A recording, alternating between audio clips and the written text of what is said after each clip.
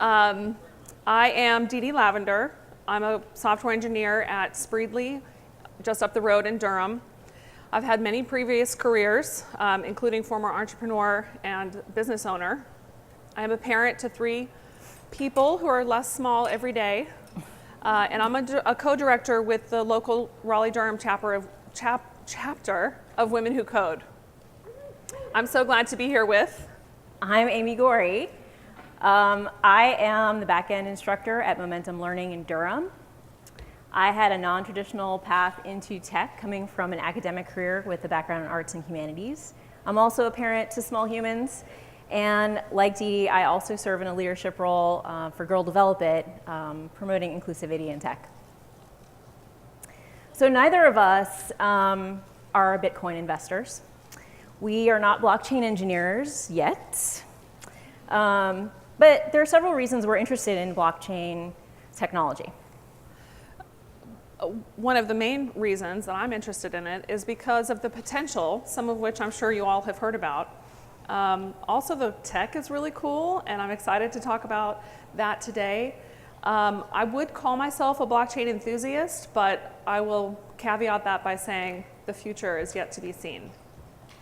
I don't know about you, but I heard about Bitcoin before I heard about, hold on. There you go, Bitcoin, before I heard about blockchain. Are there any Bitcoin owners in the room? Oh, we got a couple. All right. Any blockchain experts? Oh, of course there's one. He's going to volunteer to help with questions at the end.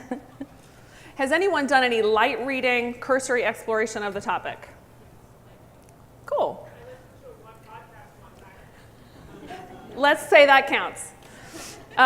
So you certainly have noticed the news articles about all the wealthy Bitcoin owners out there.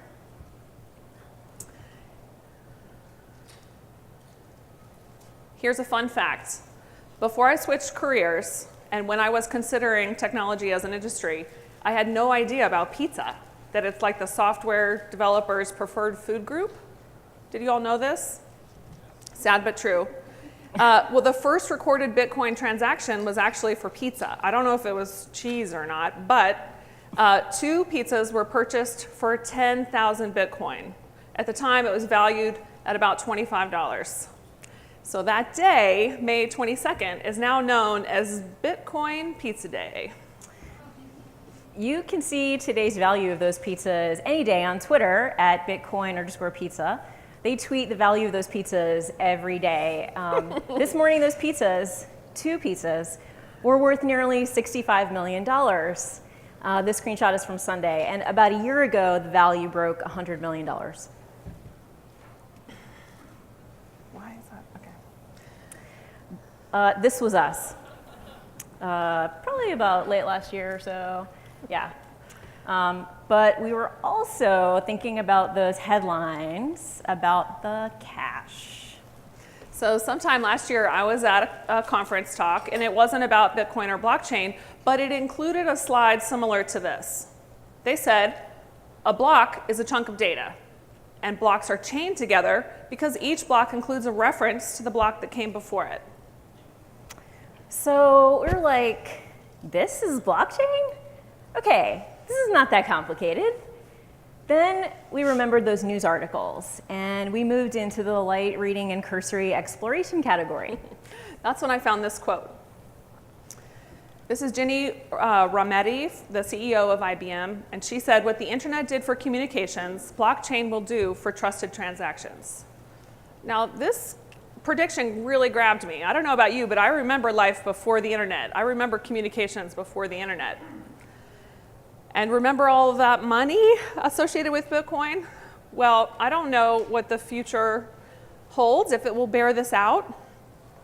But what if it does? Who will be having those conversations? Who will be shaping its evolution, its adoption, making those critical decisions? These guys? Technology affects everyone, and so should include everyone. And this is why we want to talk about blockchain. Learning the basics of blockchain technology can prepare us to take a seat at the table, to add our voice to the conversation, to help steer the possible evolution of this technology and its impact on our lives and the lives of people we love. To understand the basics of blockchain, we need to understand its origins. Blockchain is the technology that powers the cryptocurrency Bitcoin.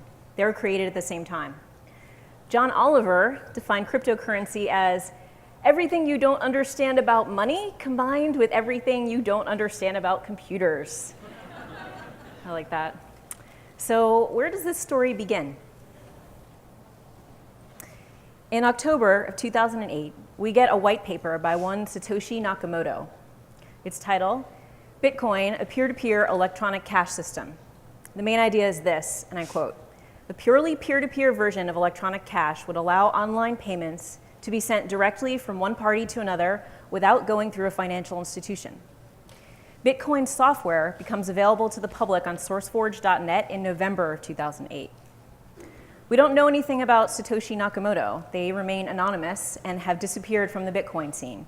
But digital money is not a new idea. As early as 1983, cryptographic electronic money is introduced as eCash, which then becomes DigiCash over a decade later. Then NASA publishes an article about anonymous electronic cash. B-Money takes it a step further with an anonymous distributed electronic cash system. And BitGold includes a mechanism for a decentralized digital currency which requires users to complete a proof of work function. It was never implemented, but it has been called a direct precursor to the Bitcoin architecture. Going even further back, we see another key concept incorporated in blockchain technology. The idea of a distributed network is introduced in a series of articles written in 1964 by Paul Barron for the RAND Corporation on distributed communications, Introduction to Distributed Communications Networks. His research was supported by the US Air Force. To contextualize it, I quote, the memorandum is directed toward examining the use of redundancy as one means of building communication systems to withstand heavy enemy attacks. So the ideas at the core of all this are not new.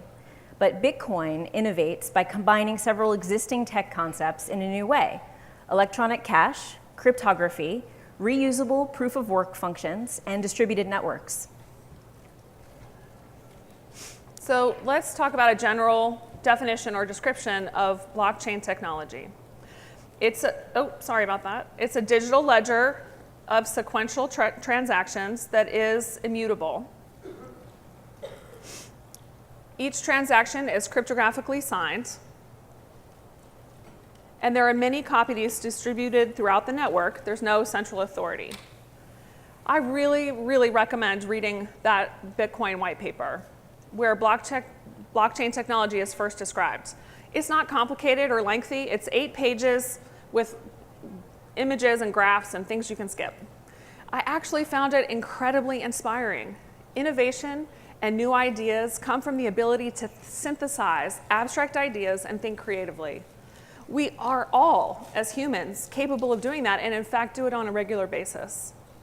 5 years after that white paper was published, a young programmer in 2013, Vitalik Buterin, sorry if I said his name wrong, imagined and introduced a new platform, the second ever to be based on blockchain technology, that would allow for trading more than just cryptocurrency.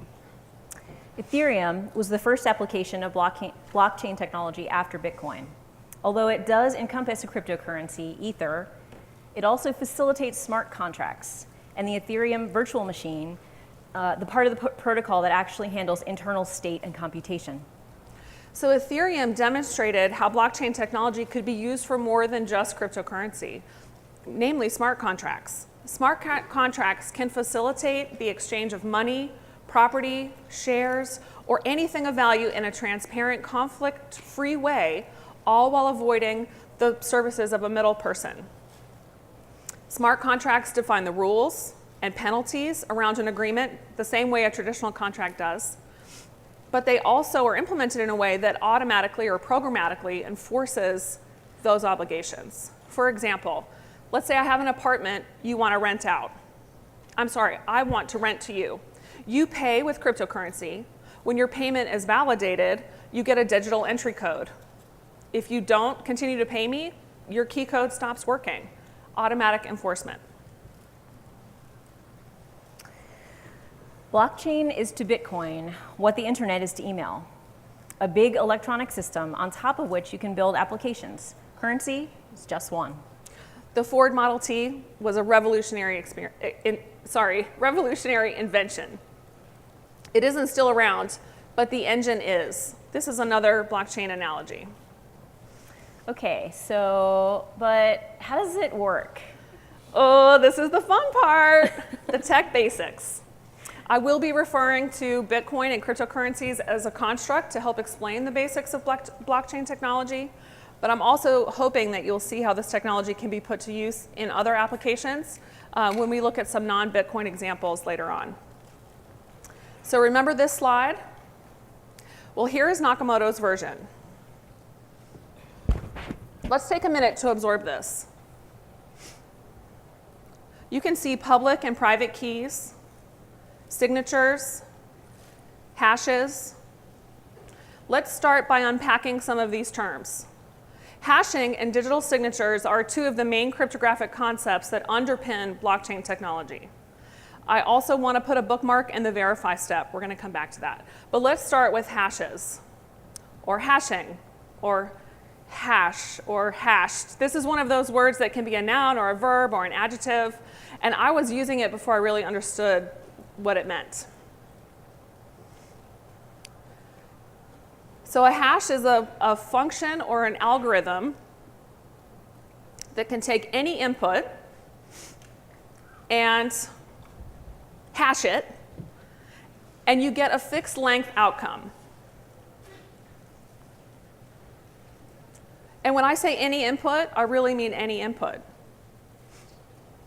Now, there are lots of hashing functions or hashing algorithms. Common hashing algorithms are publicly available tools. MD5 has been the most popular, but it's no longer considered very secure. Some outputs using MD5 can be reverse engineered, even by entering the hash output into Google. As technology becomes more sophisticated, so do the means to crack these algorithms. So the very popular current hashing algorithm that we talk about all the time in engineering is secure hash algorithm, shortened to SHA. And SHA-1 came out first, but it had an error. That was corrected with SHA-2, which is actually this set of 6 hashing algorithms, like a family of algorithms. SHA-256, which I've bolded here, is recommended. SHA-256 or above, these are listed in order of complexity, is recommended for situations where security is vital, and it produces a 32-byte hash value. There are several common uses for hashes. They're perfect for comparing values when you don't want the raw data stored. If you have a password and you tell me it's hash value, if I also have the same hash value, then we can assume that I have the same password.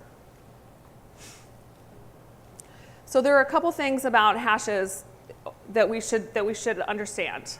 The first is that computing the hash value for any size or kind of data should be very fast. It should be impossible to regenerate a message or input based on the hash value or the output. It should also be unique. There should be no hash collisions. Each message should have its own unique hash.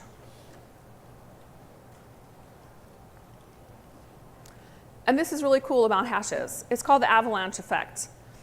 If the input is changed slightly, just one bit is flipped, then you would expect the output to change significantly. At least half of the output bits are flipped.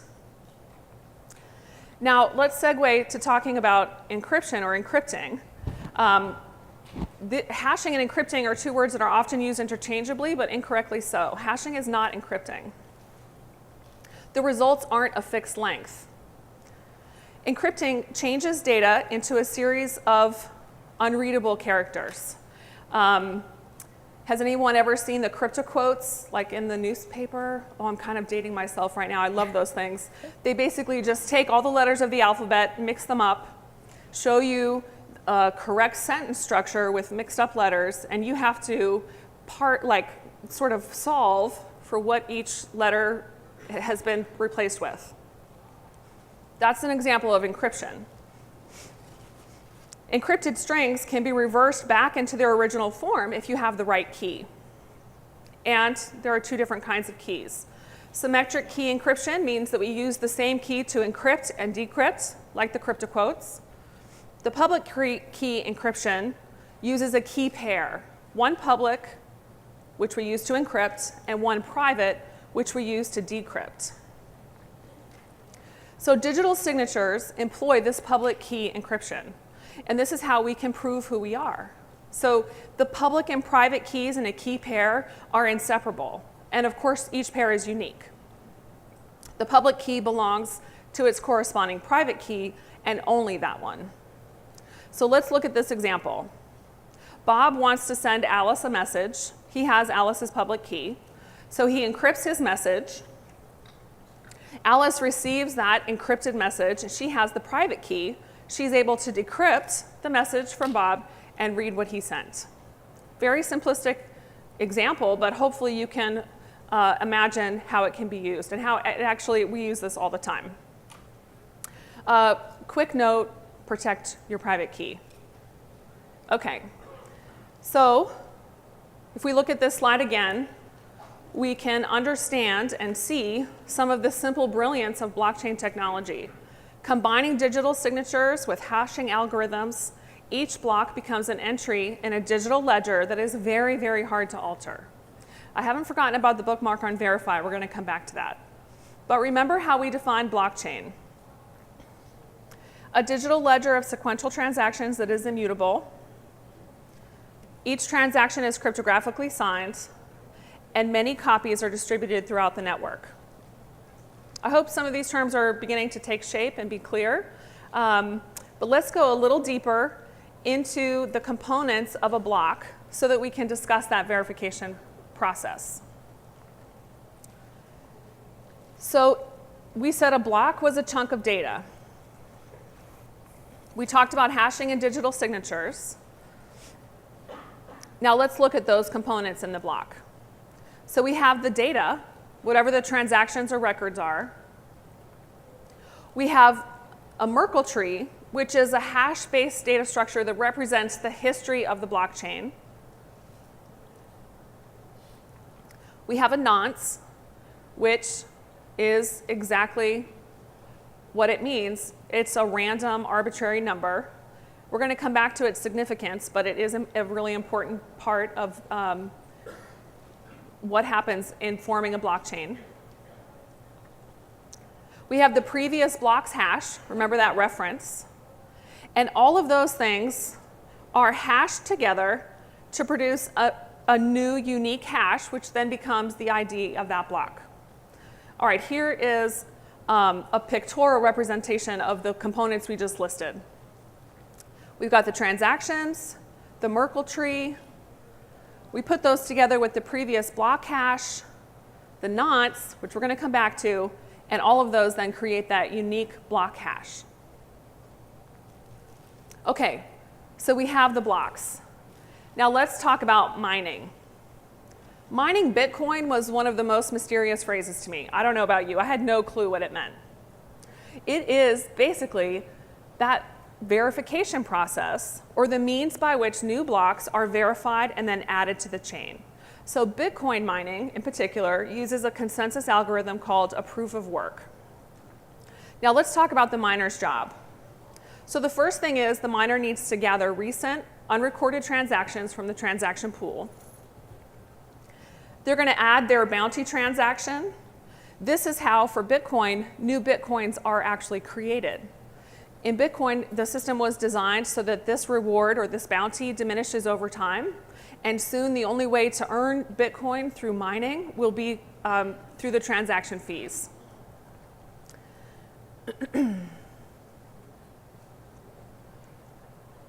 From those things, then a candidate block is put together, and then the miner has to complete the proof of work.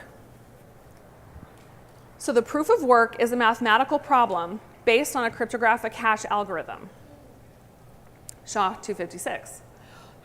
They have to find and add the correct knots to achieve a hash deemed valid. So remember what we said about hashing.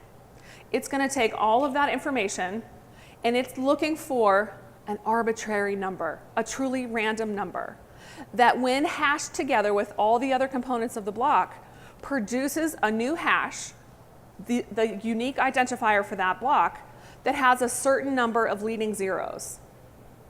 So that nonce is just a random number, and it's changing the hash every single time. Once you have the correct number of leading zeros, which is 18, oh sorry, that's right there, then we can deem that hash valid, and that block is now able to be added to the blockchain. Bitcoin decided that they wanted this proof of work to take 10 minutes. So over time, as our computational power has increased, the level of difficulty has to also increase. And that level of difficulty is decided by the number of leading zeros. Okay, sorry, here's an image that can help with this a little bit. So the proof of work is basically about finding that nonce. This image shows an incremental approach, which is not the most practical. Random numbers are preferred. So mining is a competitive process, but it's more of a lottery than a race. Whoever comes up with the right random number to create a hash with 18 leading zeros has mined that block. Now, this is a great place to talk about the energy consumption required for mining Bitcoin. Recent data said that the energy that we use or consume to mine Bitcoin has recently been said to be at least as much as the entire country of Ireland. That is a lot. It's 1/3% of all the world's energy use just to mine Bitcoin. Now, this is due to this proof of work consensus algorithm. There are other consensus algorithms. In fact, Ethereum uses one that is also based on proof of work, but requires significantly less energy because they don't have the 10-minute stipulation. A consensus algorithm is essentially a process that's used to achieve agreement on a single data value among distributed processes or networks. They're designed to achieve reliability in a network that involves multiple unreliable nodes. So you can see there's a whole list of consensus algorithms. Proof of work is the one we've just discussed, which is solving this extremely difficult cryptographical puzzle. I just made that word up, cryptographical. Did you hear that? Proof of stake is the most common alternative. And for proof of stake, it requires a validator that it has already invested in the coins of a system, and the fraction of coins that you own then indicates how likely you are to be chosen to mine a block. So that's proof of stake. I'm not going to talk about all of these, but this is really interesting. This is sort of the means by which they establish the source of truth. So when a block is added to the chain, a copy is sent to everyone or every node in the network. You might hear blockchains referred to as trustless, and this term is ambiguous and somewhat inaccurate. The mechanisms in place, the consensus algorithm, help all parties in the system agree on what the canonical truth is. Typically, it's the longest chain. We didn't talk about timestamps in the interest of time, but there's obviously you can go a lot deeper understanding this. But what this does is it distributes or shares the trust or the power among the network shareholders. So developers, miners, consumers, they agree to trust the consensus algorithm that they've come up with. And this keeps the power from being concentrated in a single entity, such as a bank, government, financial institution, etc. So remember this slide? This distributed model is what makes blockchain inherently resistant to the modification of data. We use the word immutable earlier in our definition, and some would argue with that because nothing is truly immutable. But you can picture that if you change one piece of data used to create a block's hash, all the other blocks have a record of that block's hash. You have to change all the other blocks' hashes to match that hash. Like, it's really hard, incredibly hard to alter. So this is where the distributed strength of blockchain comes into play. Now, there are several types of blockchain. The first is public, and Bitcoin is an example of that. Public blockchains are for the people, by the people, of the people. No one's in charge. Anyone can participate. No single person has the power to validate transactions. And this is used when you want your system to be truly democratic. Anyone can create smart contracts, transfer money, contribute data. And this is where users are most likely to remain anonymous. Now, private blockchains, are the property of an individual organization. It's still a secure ledger, but it lacks the accessibility and transparency of blockchain as it was imagined. Permissioned blockchains can be public or private, but the access control mechanisms and the distribution can vary. And then consortium blockchain is basically a group of companies or representative individuals coming together and making decisions for the best benefit of the whole network. Okay, those are the basics. If you have questions about that, this is the thing I'm really excited about and I would love to talk to you about afterwards. Either here or out in the hallway. And I'm going to pass it off to Amy now. So the promise of blockchain has to do with decentralizing the power to certify or verify something of value. If you apply that concept of decentralization to any industry, institution, or organizational structure, you get some idea of the wide-ranging and fundamental change that some people are envisioning for blockchain. Let's look at just a few of the many examples.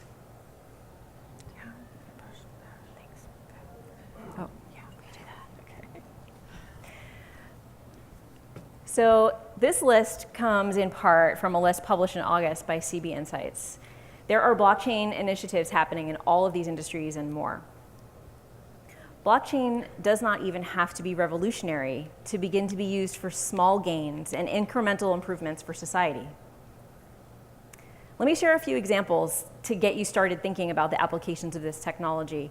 In the interest of time, I'm going to omit all the critiques and the detractors that go along with each and every one of these examples, but know that alongside everyone who thinks that these are great ideas, there are as many or more people who say that these are terrible ideas.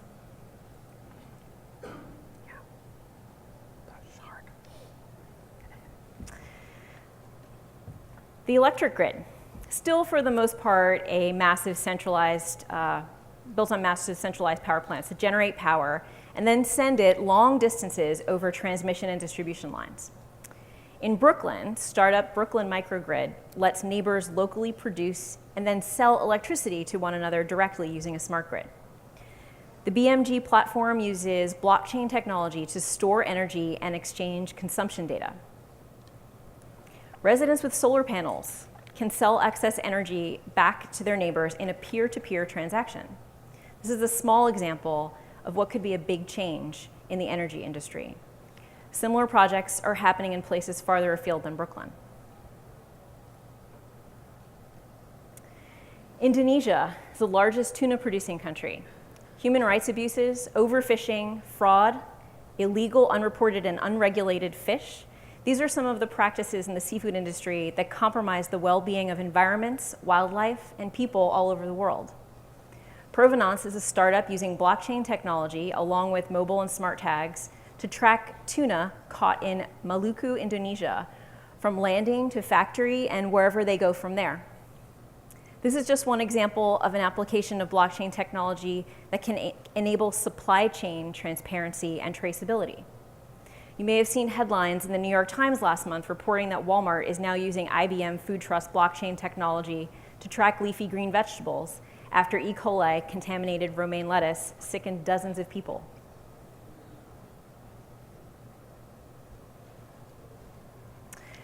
Voting and election monitoring could look very different with a decentralized verification system.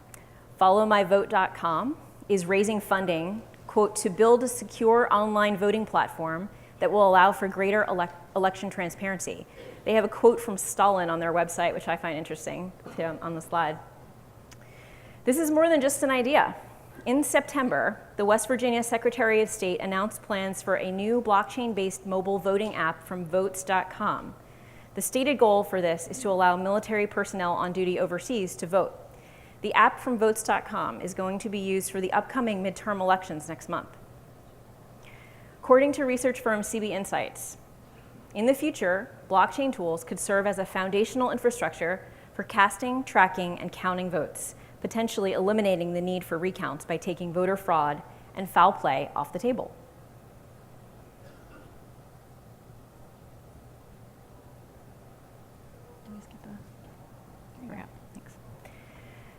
Medical Chain is a decentralized platform that applies blockchain technology to solve the problem of health data exchange.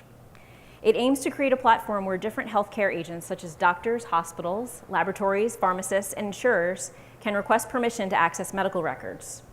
Each interaction is auditable, transparent, and secure, and is recorded as a transaction on a distributed ledger. The project guarantees privacy, as it is built on the permission-based Hyperledger Fabric architecture, which allows varying access levels. Therefore, patients will be able to control who can view their records, how much they see, and for what length of time. This technology allows the user to have control and ownership of the data. The user can give access to the medical professional who can read and write data on the blockchain.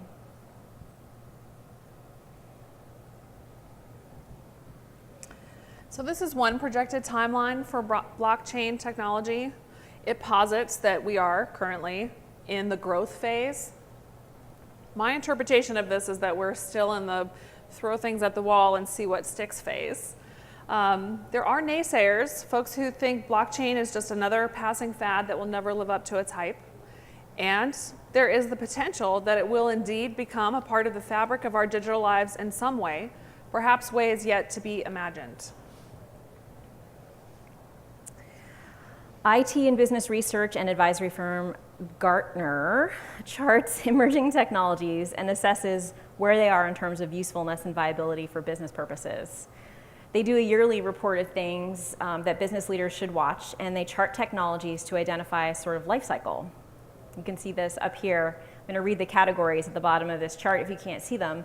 Innovation trigger, peak of inflated expectations, the trough of disillusionment, the slope of enlightenment, and the plateau of productivity. So relatively recently, blockchain has left the peak of inflated expectations. Early publicity in this phase produces a number of success stories, often accompanied by scores of failures. Some companies take action, most don't. We've entered the trough of disillusionment phase, where interest wanes as experiments and implementations fail to deliver on that initial promise. Producers of the technology shake out or fail. Investment continues only if the surviving providers improve their products to the satisfaction of early adopters. The naysayers have a field day. Ahead of us, the slope of enlightenment. In this phase, more instances of how the technology can benefit the enterprise start to crystallize and become more widely understood. Second and third generation products appear from technology providers. More enterprises fund pilots. Conservative companies remain cautious. So we're at this interesting point in the cycle where the craziness has died down and things are beginning to settle. It's a good time for measured, thoughtful conversations, and yes, to consider the downsides of all these possibilities. We're still at a really early stage, and the possibilities are largely unwritten. Remember Hamster Dance? Oh, good, they're dancing now, good. This was a meme in the year 2000, which was 18 years ago now, back when this was like the highest purpose we could collectively think of for the internet. We're at about that stage with blockchain. What is its purpose? Which way will this evolve? These questions are yet to be answered. The technology is really cool, right? Okay, yes, that is really cool technology. But it's certainly, blockchain isn't the answer to every problem. We talked about the energy consumption. Also, blockchains can be slow and cumbersome, all that encryption and distributed mess. The lack of regulation can create a risky environment. And the establishment, or all those entities that act as brokers or middle players, have a vested interest in not losing their place in the flow of transactions. But now that we know about blockchain basics, we're not going to shy away from having conversations about it, right? This is why we wanted to do this talk. Let's be in the room where it happens. That's it for us.